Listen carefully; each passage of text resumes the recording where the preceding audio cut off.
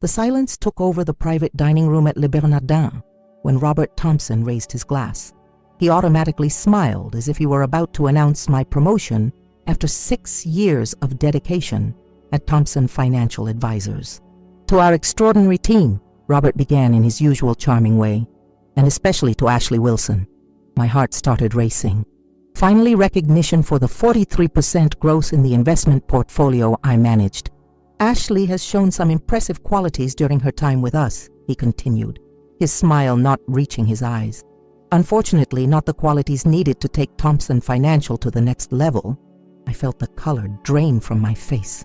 My hands froze around my glass. Today marks Ashley's last day with our company. Let's toast to her. Contribution. The glasses clinked as I sat there motionless. Brian, sitting next to me, whispered, "What the hell?"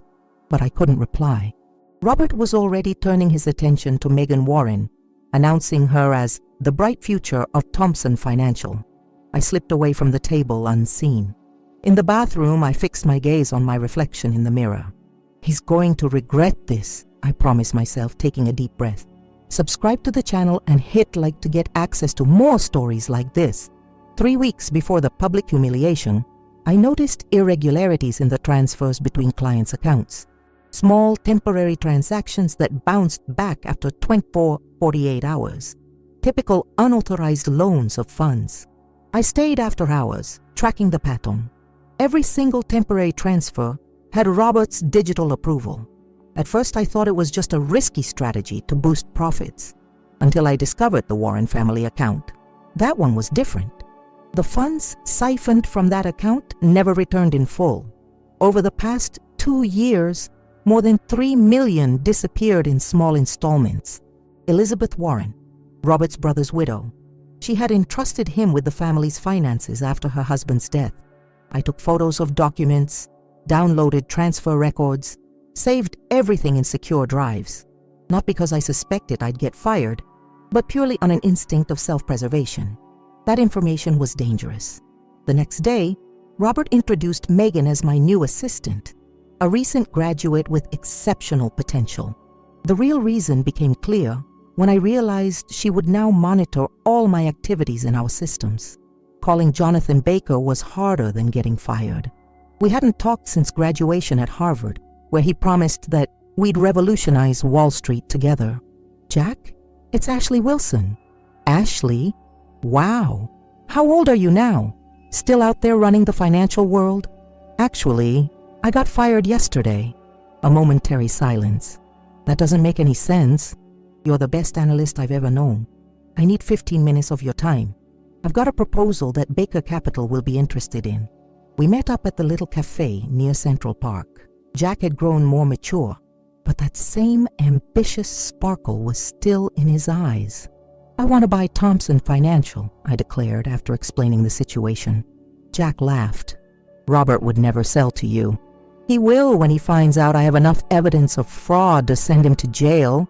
I handed him my tablet loaded with all the documents. As Jack reviewed them, I realized I needed him not only for the capital, but for the credibility. A fired woman alleging fraud would be ignored. With Baker Capital's backing, the accusations would carry weight. My dad's going to love this, Jack grinned, referring to William Baker, the legendary investor. Not just for the profit, but for the chance to take down Robert. They've been rivals for decades. I don't just want to buy the company, I explained. I want to completely transform it. The temporary office over at Baker Capital became our operations center. Brian quit at Thompson Financial a week after I was fired, bringing valuable information about recent system changes with him. Robert is covering his tracks, Brian confirmed, showing me the altered reports. He moved another $600,000 from the Warren account yesterday. Our legal team worked on all the paperwork needed for a forensic audit, while our financial analysts calculated the discrepancies. Total confirmed, $3.2 million from the Warren family, announced our forensic accountant, plus dozens of temporary diversions from other accounts, totaling nearly $10 million in unauthorized transfers over the last 3 years. Why would he risk that much? Jack asked as we reviewed the data. Bad bets, I explained. Robert always thought he was invincible. He started using clients' funds to cover his own failed investments. When he realized nobody was watching, he got bolder. My phone buzzed with a message from an unknown number. Need to talk. I've got more. MW. Bryant Park was nearly deserted when Megan showed up, nervous and constantly looking over her shoulder. Why would you help the person who took your place? I asked straightforwardly. Because I'm not who you think I am, she replied, handing me a USB drive. My real name is Megan Roberts. Elizabeth Warren is my mom. The revelation hit me like a bolt of lightning. Robert's niece, secretly working against him. When Mom started questioning the underwhelming returns, Robert made up excuses. She believed my uncle until some college issues came up about his inability to pay, even though the money should have been there. So you snuck in? I changed my last name and applied for the internship. Robert never met me in person. At family gatherings, he was always too busy to show up. Megan explained she'd been gathering evidence for 8 months. He trusts me. I have access to everything now. Why didn't you go straight to the police? Mom's scared of scandal. My dad built that fortune for our future, not for sensational headlines. She wants the money recovered quietly. And how did you know you could trust me? By the way you were fired. Robert only acts like this when he's scared. He found out you were investigating. In the following days, Megan's information completed our puzzle. Robert wasn't just siphoning money. He was also manipulating performance reviews to justify extra commissions. We're ready, I announced at the final strategic meeting. It's time to make an offer Robert can't refuse. Robert's secretary looked nervous as our team arrived at the Thompson financial office. The news of an acquisition proposal by an anonymous investor, represented by Baker Capital, had created quite a buzz in the corridors. Mr. Thompson is waiting in the conference room, she said, avoiding my gaze. I lingered in the hallway as Jack, 2 lawyers, and our forensic accountant walked in. Through the glass, I watched Robert's face, the same confident expression he always flashed in negotiations. He didn't see me waiting outside. Is this some kind of joke? I heard Robert exclaim as Jack presented the initial offer. The company is worth at least 3 times that amount. We took into account factors that significantly impact your valuation, Jack replied with cool professionalism, including certain operational irregularities. Our accountant slid a folder across the table. This is just a sample of the preliminary forensic audit we conducted. I watched Robert's face go pale as he flipped through the documents. Transfers, patterns of misappropriation, detailed timelines. This is absurd. Who authorized this investigation? Our client is very interested in acquiring your company, Mr. Thompson. However, we can't proceed without a full due diligence. Jack leaned forward. Alternatively, we can hand over these documents to the regulatory authorities. The choice is yours. Robert ran his hands through his immaculately styled hair, disheveling it for the first time since I'd known him. Who's behind all this? Who is that anonymous investor? That will be revealed once the preliminary documents are signed. What I can assure you is that our client knows your business inside out. Our lead lawyer interjected. The offer includes specific conditions. First, a full restitution to the Warren family of $3.2 million with documentation signed by Elizabeth Warren confirming satisfaction. Second, he continued, you agree to cooperate with a discreet audit that will identify all diverted funds and ensure they are fully returned to the affected clients. Third, you immediately resign from all positions in the company and sign a 5-year non-compete agreement. Robert slumped in his chair. You can't prove any of this. Our accountant opened another file. We have statements from 5 current employees documenting your direct orders to manipulate reports. And Miss Warren provided some very revealing recordings of your recent conversations.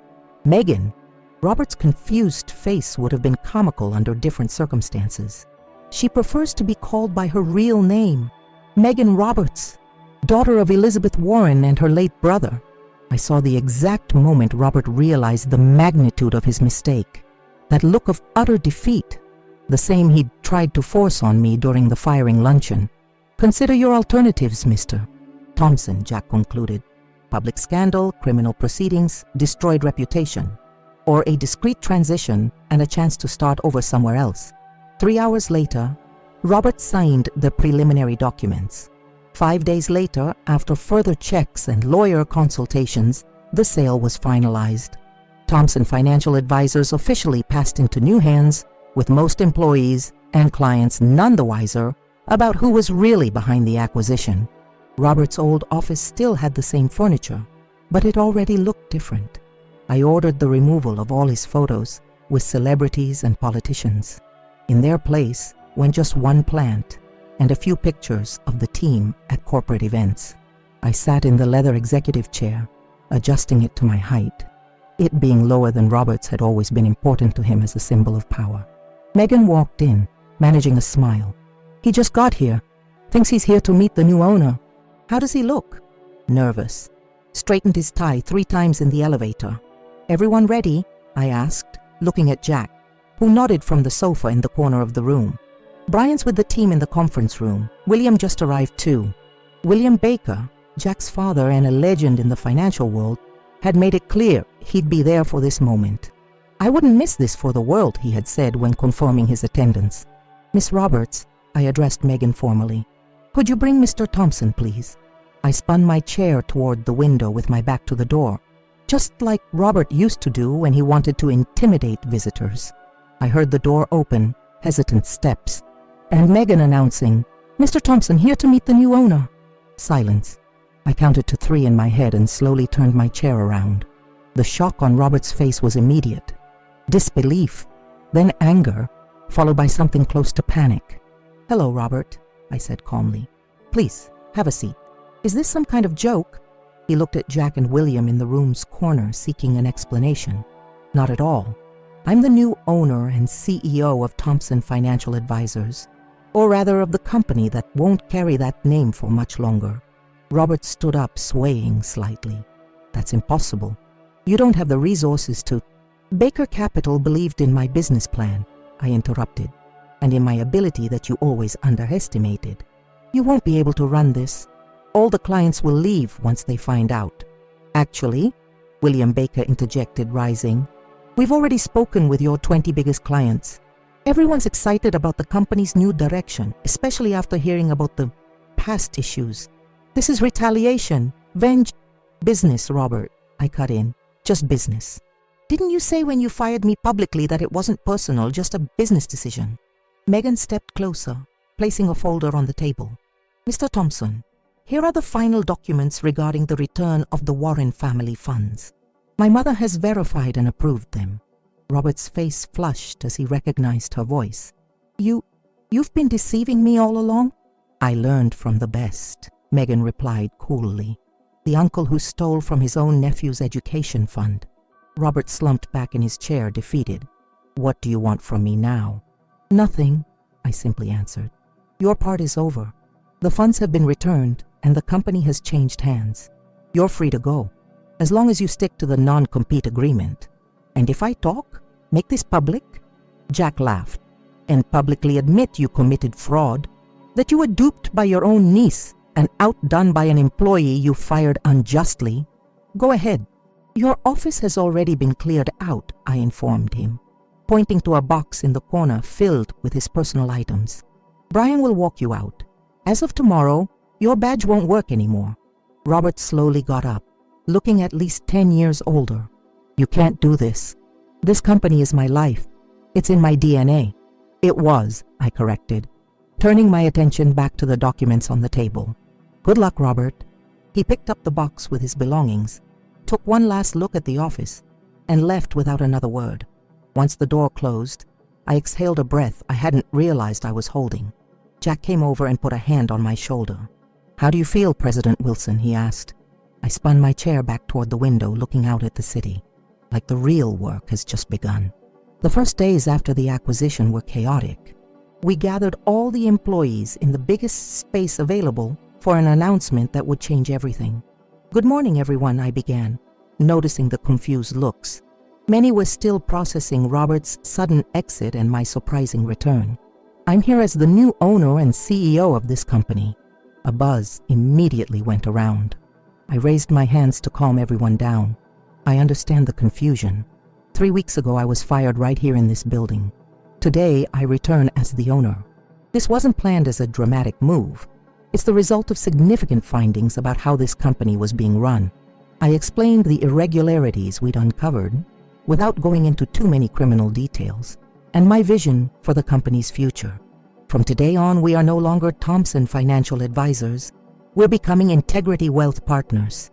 I introduced Brian as our new Chief Investment Officer and Megan as our Compliance Director, a position created specifically to ensure no ethical slip-ups happen again. Our first few months will be dedicated to a complete review of every account. Any irregularity will be corrected.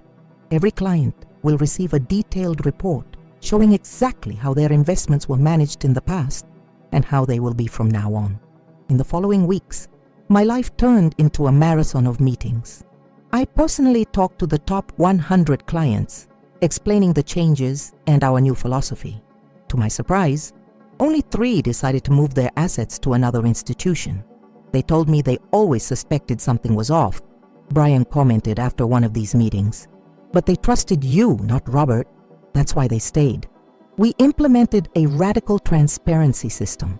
Every client got access to a portal where they could track their investments in real time, with clear explanations for each transaction and fee charged. We also needed to change our internal culture. We scrapped the cutthroat competition Robert had encouraged and put in place performance reviews based not only on financial results, but also on client satisfaction and team collaboration. I want this to be a company where people grow together, not at the expense of each other, I explained during a training session with managers. The physical office got a makeover too. We knocked down the walls that separated departments, creating open spaces and glass-walled meeting rooms. Robert's old private retreat turned into a common de-stress room for all employees. It's almost poetic, Jack commented during a visit. The very place he used to conspire now is where people go to relax and reconnect. After 3 months, our first independent external audit confirmed Integrity Wealth Partners was operating at the highest ethical standards in the industry. A Wall Street Journal article even highlighted our transformation as a model for the future of financial services. The company that emerged from scandal is redefining what integrity means on Wall Street, the report stated. By the 5th month, our numbers proved what I'd always believed. Ethics and profit aren't mutually exclusive. Our client base grew by 17%, mostly through referrals from satisfied customers. People want to trust whoever manages their money, I explained during a CNBC interview. We built our business model on that simple idea. Elizabeth Warren, Robert's sister-in-law, became an outspoken advocate for the company, encouraging friends and family to transfer their investments to us. You not only recovered what was taken from my family, she told me over lunch. You created a place where I can trust that it'll never happen again. The 6th month brought our biggest achievement. We became certified as a B Corp, recognizing our commitment to rigorous social, environmental, and transparency standards. On the eve of our official relaunch event, I walked through the office after everyone had left. I passed through the new collaborative spaces, the meditation room, and the wall where employees shared their personal and professional goals. I stopped in front of the lit-up logo at reception, Integrity Wealth Partners, a name that represented not just what we did, but who we were. News about Robert occasionally drifted in. Our non-disclosure agreement ensured discretion, but the financial world is small and rumors are inevitable. He tried for an interview at Goldman Sachs, Jack informed me during our monthly lunch. They didn't even let him past reception. Jared Thompson, Robert's cousin, reached out to me, Brian recounted on another occasion. Apparently, Robert applied for a job at the family firm in Chicago. They turned him down. The financial fallout was severe. The confidentiality agreement prevented us from sharing the fraud details. But the Securities and Exchange Commission launched its own investigation after our reports. Megan ran into Robert by chance at a downtown cafe 6 weeks after his departure. He looked at least 10 years older, she described, wearing cheap clothes, nothing like those Italian suits he used to rock. The SEC investigation ended with a huge fine and a permanent ban on Robert working as a registered financial consultant. Not jail time, as our agreement had hinted, but a completely ruined professional reputation. He sold his place on Park Avenue, Jack commented, after checking the real estate records. And the sports car. His liquid assets are nearly wiped out after the fines and reimbursements. Elizabeth received an email from him, the only direct contact from anyone involved in the case. It was a feeble attempt at an apology that she simply filed away without responding. During a financial conference in Boston, I spotted him in the distance. Robert Thompson, once an imposing figure in any room, was now avoiding eye contact while serving coffee in the catering area. Our eyes met briefly.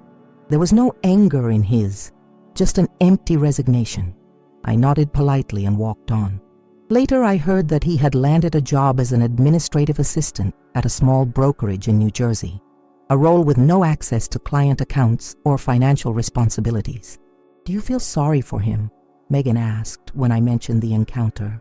I thought for a moment before replying. "Not exactly sorry, just realizing that no one is immune to consequences. He could have been in jail," Brian reminded me, "and we all could have ended up unemployed had the fraud continued until an inevitable collapse," I replied. "We're all better off this way. Even him, though he doesn't see it." William Baker, always blunt in his judgments, summed it up during a visit. "Robert reaped what he sowed. The difference is, Ashley, you sowed something better in the same soil." 5 months after his departure, we received legal notice. Robert had permanently moved to Phoenix, Arizona. His new life was set. Far away from the financial world he'd ruled for decades. "Do you think he's learned anything?" Jack asked.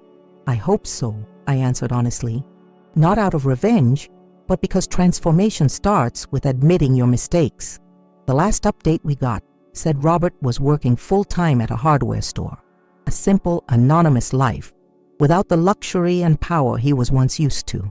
"Maybe," Megan suggested as we wrapped up the preparations for our relaunch event. "This is the most fitting end. Neither a devastating tragedy nor an escape without consequences. A reminder," I agreed, "that our values determine our destinies sooner or later." Subscribe to the channel and hit like to get access to more stories like this. The soft lights illuminated the main hall of the New York Public Library, which had been transformed for our official relaunch celebration. 6 months of hard work had led to this night. I watched our employees chatting excitedly with clients and partners. Relaxed faces, genuine smiles, so different from the constant tension under the previous management. "Are you ready for your speech?" Jack asked as he approached with 2 glasses of champagne. "As ready as I can be," I replied, accepting the drink. Isn't it ironic? My last memory with this team was a luncheon where I was publicly humiliated, and now I'm about to give a speech as CEO. "It's not irony," corrected William Baker as he joined us. "It's poetic justice." Elizabeth and Megan Warren arrived, accompanied by Brian. Our original team now made up the executive core of Integrity Wealth Partners. "It's time," Megan whispered, pointing to the stage where the host was waiting. I walked up to the podium, watching the room gradually fall silent. Familiar and new faces looked at me with anticipation. I took a deep breath and began.